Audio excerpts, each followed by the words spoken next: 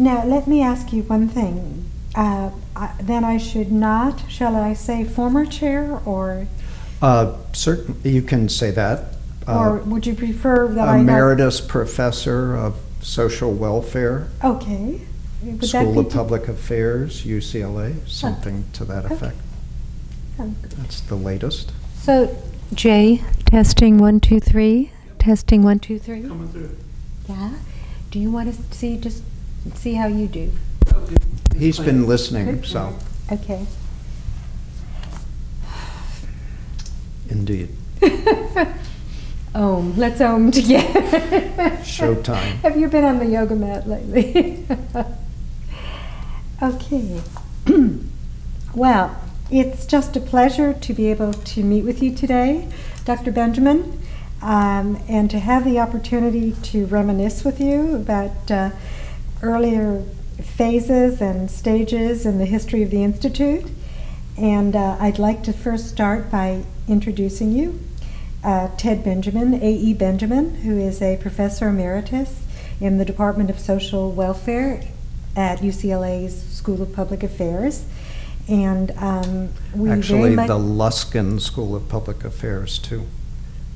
Oh, really? Edit in the recent naming gift, so it is the Luskin School of Public Affairs. See. I correct myself Got in it. that regard. We will so duly note. So, I have many questions that hopefully will take us down memory lane, and of course, I do know I'm familiar with some of your personal history, but I'd like to ask these questions so that others have the benefit of having you personally recount this history. I'd like to, if you would, ask you how you first connected with the Institute, or what was then the health policy program, if I'm not mistaken. I was recruited to UCSF by Carol Estes, who was building a center on health and aging, and through processes I cannot describe, Carol Estes and Phil Lee became friends and collaborators and began discussing both the two groups working together and possible joint research and training grants. And through some conversation, Phil and Carol decided I was a person who should become more engaged with the Institute, especially around the training grants. And I found myself walking in on 3rd Street and greeting people and announcing my connection to the health and aging group. And subsequently, soon after, Phil and Carol proposed joint proposals to the feds around Medicare and Medicaid, as well as the Pew Health Policy Training Grant, which Lauren Leroy and I were asked to write. So I was happily pulled in to work with the Institute, then the Health Policy Center. And that was it was a gradual unfolding. It went from concept to reality. So I do personally remember it was an exciting time, and it was a new constellation of people, yet another new constellation of people that Phil. And I would say the family at Health Policy was not always singularly happy to see new waves of kids joining the group, and especially when they had no idea who we were or what we were up to. But I was delighted to be there. Well, Ted, I think you may be aware that this is the 30th anniversary of the Pew Health Policy Program, which is Yes. pretty amazing. And we were kind of talking the other day about what was so special about that program and what you think its major impact was, both sort of on the respective fields, if you will, and on the many talented individuals that we were fortunate enough to recruit. It's easier to talk about how it was special than it is to assess the impact, but I can take a crack at both. There was nothing like that program at the time. It was multidisciplinary, just zealously multidisciplinary. It aimed at both social scientists and professionals with hints of interest in health policy, and offered them an intensive and supportive postdoctoral experience. I think the fact that it was multidisciplinary and the focus was on mentoring and tailoring the experience to people, anthropologists, sociologists, economists, physicians, attorneys. All sorts of people with very mixed credentials as far as empirical research was concerned. And so it was multidisciplinary, it was mentored, and there was a focus on research. And I think the combination was unique in the field. And for the people who were recruited to the program, it was very different from their graduate training. It was not singularly disciplinary or professional. It paid a lot more attention to applying research findings to the world of policy. And people like Phil and Hal and others were avid mentors, and Phil in particular took each Pew Fellow aside and gave them, this might be time for a story that could also come later, but Phil was intensely interested in people's careers, in building them, in shaping them, in inspiring them. And the Pew Health Policy Program gave people who were vaguely interested in health policy, or better, a sudden immersion in the field with people like Phil and Hal saying, "You're very special, here are some skills, go for it." It was an exciting time for the fellows, and the impact on the field, I think, is hard to judge given the absence of a comparison group or control group. But there's no doubt that the program seeded the field with many dozens, and I've lost count, of well-trained people who have moved into important positions in academia and foundations, in government, in the private sector.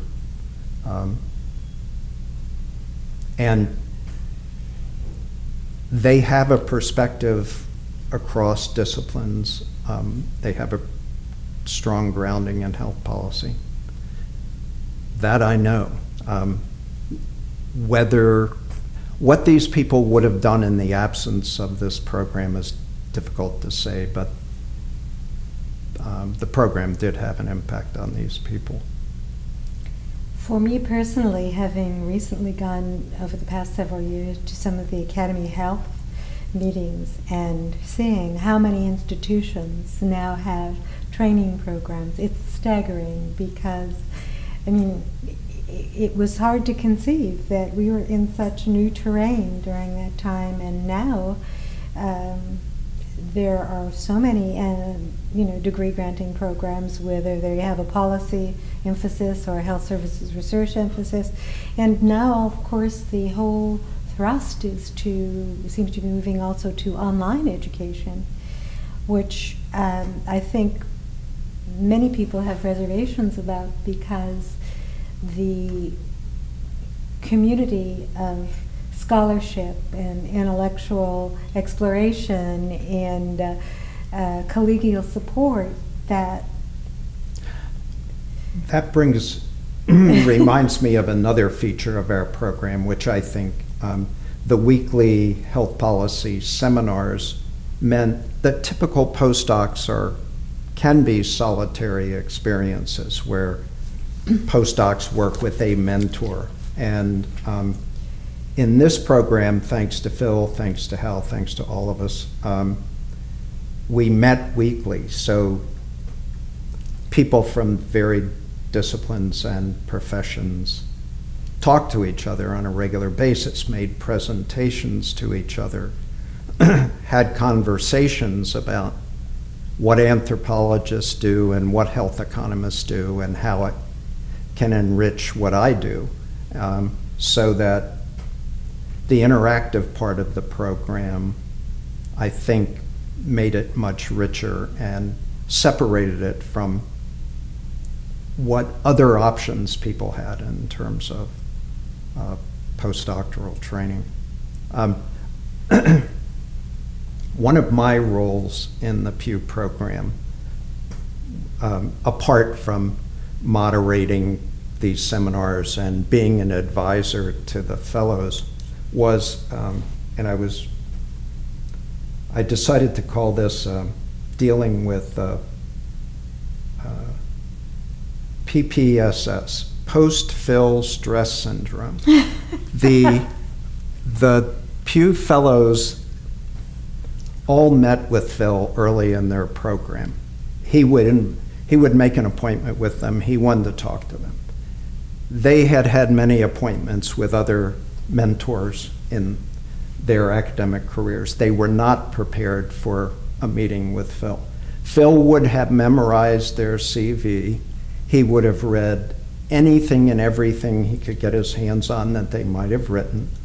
He would have thought about people locally, nationally, internationally, whose work overlapped with the work of the new postdoc.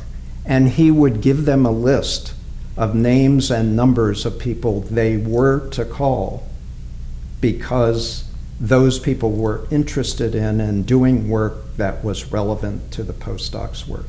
Suddenly, Phil opened up the world to them, and they came out of these meetings dazed. They had no idea what to make of this. And my job, self-defined, was to say, be grateful. Phil is genuinely excited about you, genuinely believes you are special. You wouldn't be here otherwise. And you do need to call these people because Phil has already called them or will be calling them to tell them about you.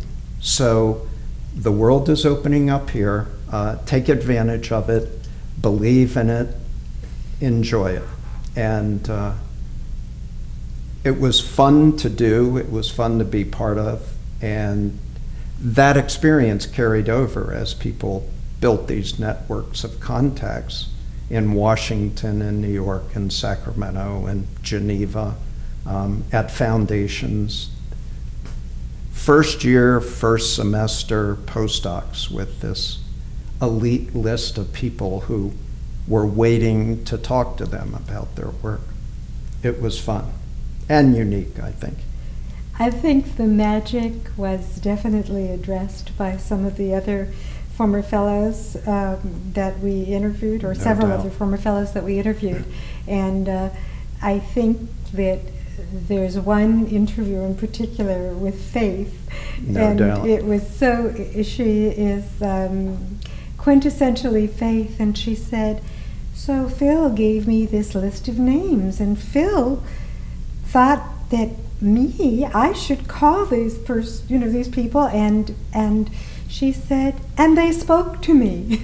They were interested in me.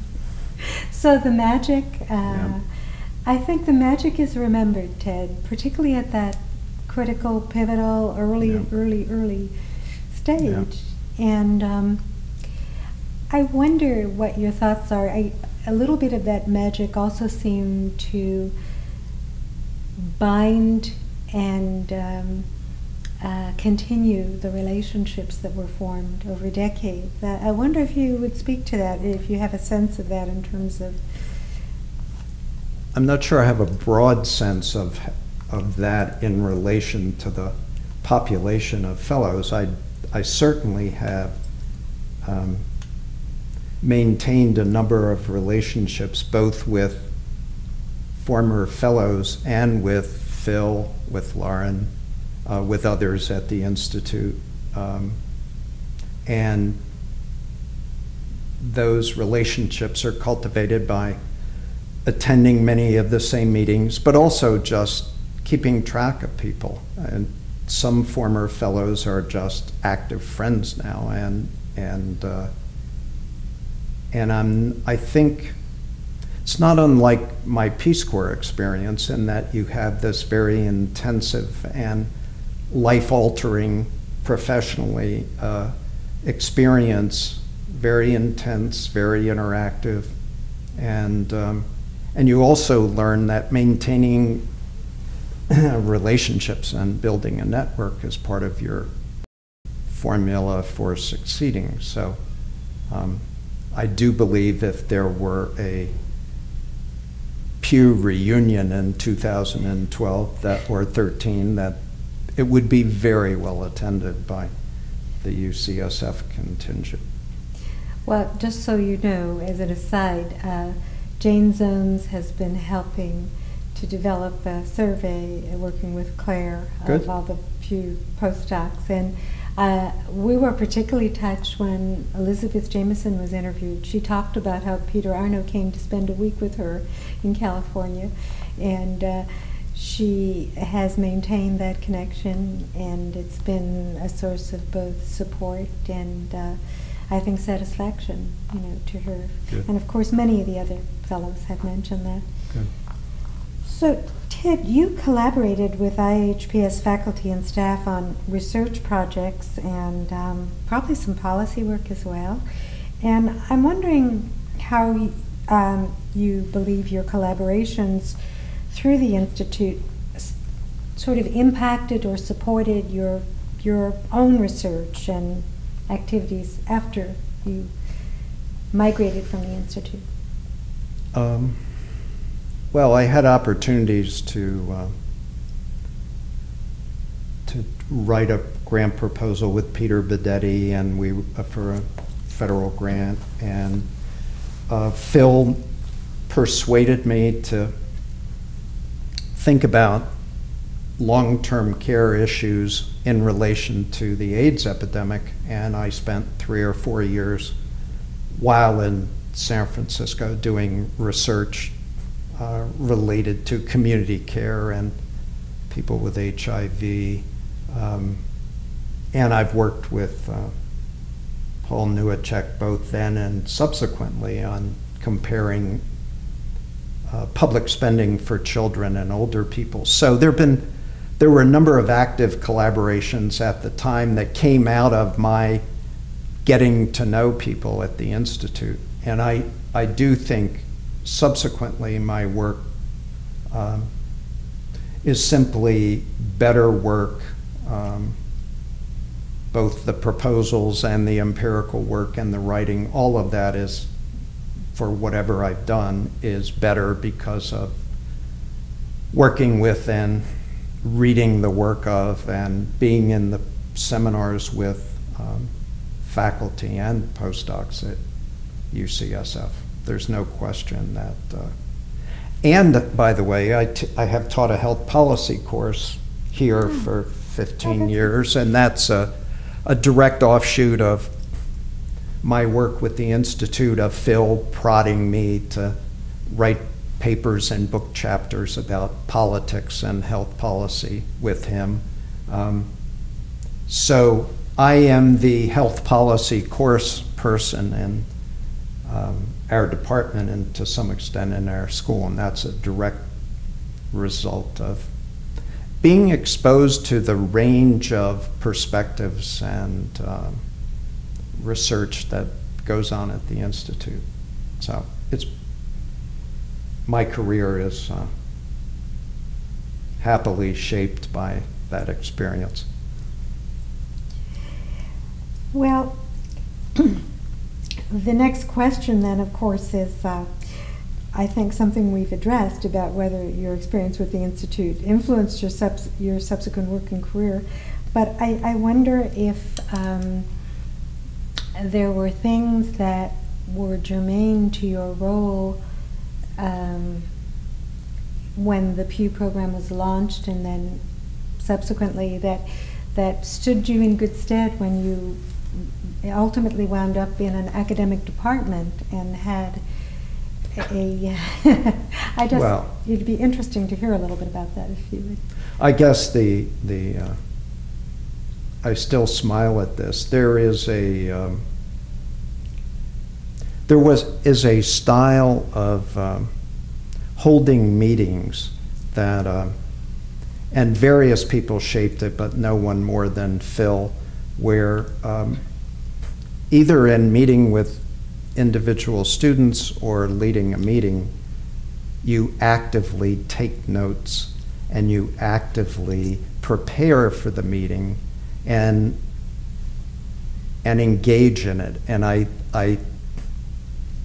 not describing it well, but with individual students, I try to imitate Phil on a smaller scale in paying attention and taking seriously what's going on. In meetings, I take notes, something Phil did. Of course, I don't have the support staff to type them, but there's a level of enthusiasm about working with people that I didn't have when I started, that I've observed in Phil and in other people, that has made it easier for me to be a department chair and generally to work with other people. I think the mentoring process and watching both the generosity of some of Phil and Hal and others, as well as their enthusiasm for pushing the boundaries and not thinking in simple. In my case, I'm in a social work school, and social workers, like public health people and physicians and others, can be very parochial, and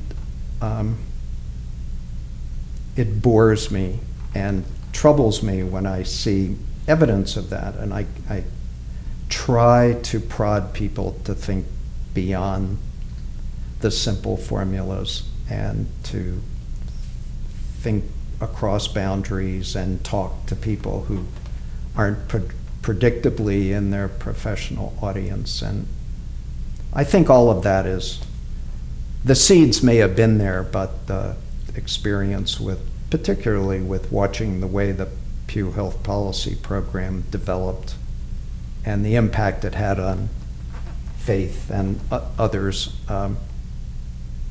I think that mattered to me and has meant something to the way I work. So. Well, I think we've all recognized that Phil had the ability to convey enthusiasm about every idea. Whether you were ready or not. Right. He would plunge in, and as several people we've interviewed have offered, they recall, I think almost with astonishment, that he believed in them before they believed in themselves. No question. That and was he part could of have it. a vision of where they were going before they had any concept of. But on a far more pedestrian level, I've had students who were stunned that I took notes in a meeting with them and actually responded to questions they had. Where might I find something? And I'd say, I don't know, but I'll look into it. And then a day later, I responded to them because I'd looked into it. Those sorts of things, it turns out a lot of people don't do. And there was an emphasis on that, shall we say, in that Pew program that I admired and presumably have followed one of the things I was reflecting on. That's something I probably want to get into a succinct statement about how that style of working was different from other experiences you had. Let's collect your thoughts around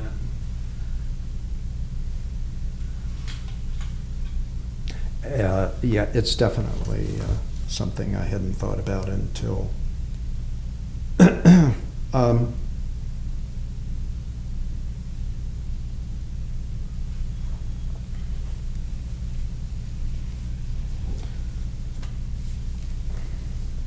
I'm not sure my thoughts are collected, but it seems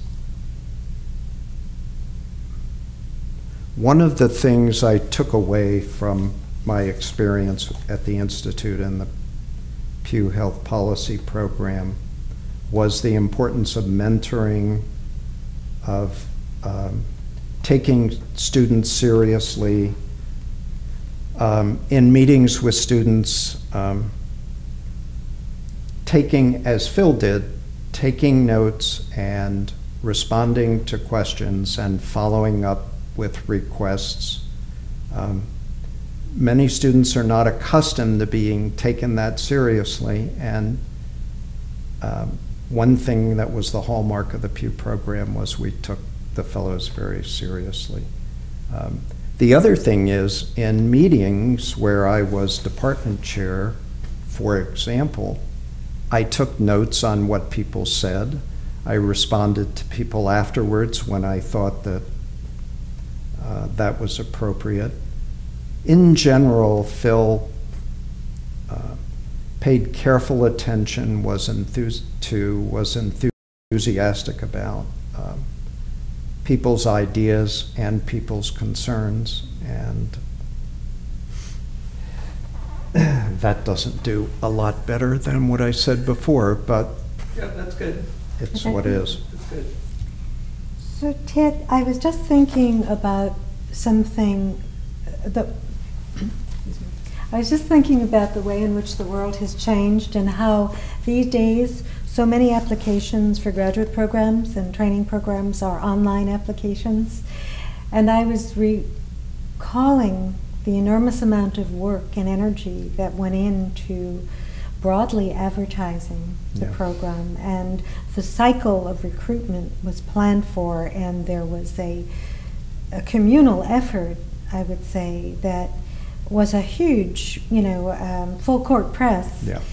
And I don't know if you remember those processes, but I was struck by that the other day because something came up about, again, electronic applications. And I don't remember the details perhaps as well as you do. I remember the coming together to try to sort through the mass of material we had. We asked for writing samples. We got all sorts of recommendations, and we called people, both the applicants and the references. So, and then there was a negotiation about the mix of people, and frankly, it was mostly substantive and partly working out the collaborative part of this and making sure there were sociologists, if there were economists, and there were a number of,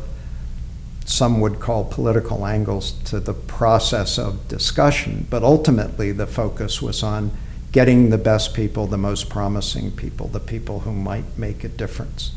And it was a huge job, but it also determined a year or two's company. So we wanted, and it was a fairly intimate group, so we wanted the best people and people we would enjoy working with as well.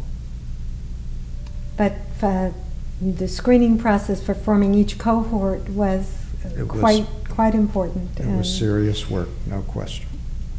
So you were one of the, aside from being one of the early poker players for the Friday night poker games in the library at the health policy program on Friday nights, you were also I would say, a bridge between the Institute for Health and Aging I would say. and I wonder to what extent I think the the matching of mentors and fellows was a Good point. a very important aspect, and I don't know if you can speak to that at all, but anything that comes to mind, that because I was always struck by, given the large number of talented folks that pass through the program and were trained, that by and large things worked fairly well. That's not to say there were no problems, but even problem resolution was something that seemed to be a communal effort. If there needed to be a tweaking about match of mentors, or Right. I'm not sure we should be interviewing you. I agree that a lot of attention was paid to mentoring, that occasionally, but it wasn't ownership, it was mentoring, and there was a collaborative dimension. So everyone had access to Phil, everyone had access to Hal, even though people working directly with him had more access. But there was, and presumably I played some role in highlighting issues that were coming up, and fellows felt comfortable telling me that they were having a difficult time with a certain mentor. I guess as the administrator, I recall. And I would try to help solve the problem. One could not always solve it ideally, but there were ways of helping the fellow deal with the issues, as well as perhaps bringing in other people to broaden the mentoring instead of limiting it. So, no question, the matches we made were initially made with people who hadn't arrived yet, and as they arrived and we discovered more about their interests in it and about the chemistry with planned mentors, we certainly made adjustments. But why pass over poker so quickly? I don't understand. Well, would you like to tell us about poker? There's no need to tell you. You're an expert on the topic, but it certainly was a wonderful part of the experience at the Institute, and I proudly say I was the only regular from Health and Aging. So, but it was that. This was 5 o'clock on Friday evenings, a minute after official office hours. A mix of staff and fellows and faculty and researchers, a diverse group in many ways, and a kind of friendly competition with stakes in the $3 to $5 range. And a lot of howling and in Dennis's case, screaming, and a lot of laughter, but also serious poker, if you can call, serious poker combined with a lot of what I call novelty games, you know, high, low, this and that, twos, aces, and just, we made up games as we went, but it was all poker and it was all semi-serious. The most entertaining part in some ways, besides the food and the poker, was Phil's almost weekly visits, usually with a little snarl saying he was going to call the cops, and then he helped himself to the food and the cheese curls of the week, whatever they were, and then he'd laugh and kibitz and walk out. So it was. We won't say it was a sanctioned activity, but the door was open and we had a terrific time. And we actually at the, where were we? Phil's retirement party, was it? On the the other campus. We played a mini game at one of the dining tables a few years ago, so we haven't forgotten the experience. Anyway, and you were a regular visitor, Phyllis, checking the food and also Usually I was upstairs working because Phil had given me yet another assignment. Yeah, a Friday evening inspiration. Right, a Friday evening crunch. Right.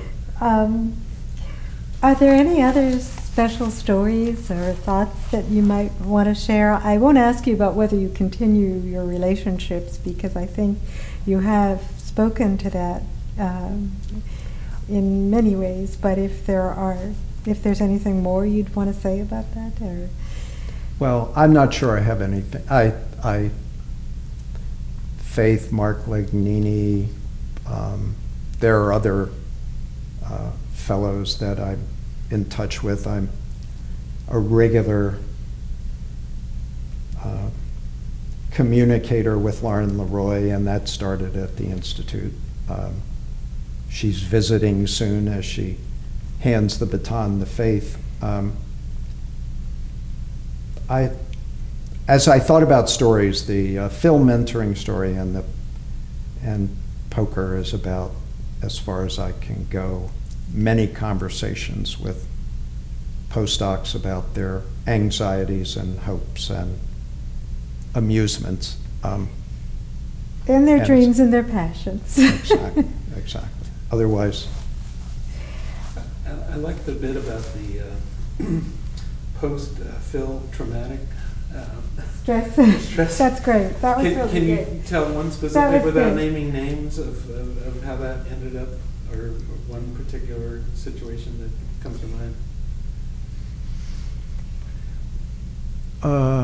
There were so many. Certainly Faith was one of the very first who had that deer in the headlights look as she came out of that meeting. And I guess at some point I recognized that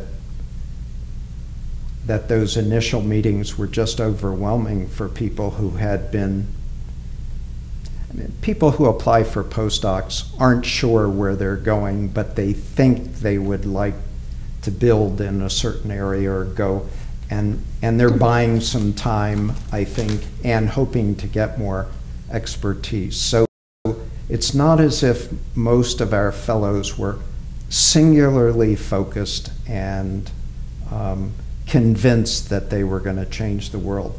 Well, almost overnight, Phil said, "You're one of the most talented and inspiring people I've ever met, and you're going to change the world, and you're going to do it in collaboration with these names of eminent people that you probably already know about, but I have their phone number here and I'm going to talk to them about it." So I know Faith was just needed somebody to talk to. What do I do with all this? And I said, basically you deal with it one step at a time. It is serious. This is not fantasy. These people will talk to you, and I know the foundation people she called, and probably her, I can't verify this, but her connections to, is it Hewlett, is the Institute of Medicine, a lot of these connections Phil planted early. The idea of a medical anthropologist who would be thinking about health policy, and Phil saw it as something very promising and exciting, and Faith ran along to catch up with Phil's enthusiasm. And all I could do was say, it's real, it's serious. We've all been through this. That is, we've all said, he knows more about me than I do, and he has a vision that I don't share, but I like. So cooperate, comply, and enjoy it. Enjoy the ride. That's good. I like